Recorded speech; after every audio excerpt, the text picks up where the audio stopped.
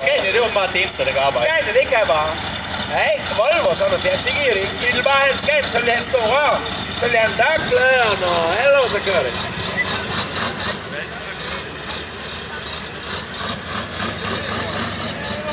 Og Big Blue, det er jo altså de her gutter her med party-warty-bussen, hvor de simpelthen bare lige åbner bagenden af bussen, og så kører de lige specialbyggen ind. Så, men husk nu, det kan godt ske, I selv ved, hvor højt det lyder, men det er altså ikke sikkert, at børnene de er klar over det.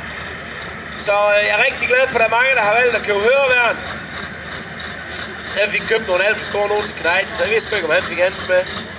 Men giv ungerne høreværn på, ellers så er der ørepropper over i... driving girl. Over i, hvad hedder det? Tallet derovre. Ja, så der. Gas herfra. This blue one. Ja. Godt. Ja, det er bare... Og det er dejligt, at det bliver varmt op.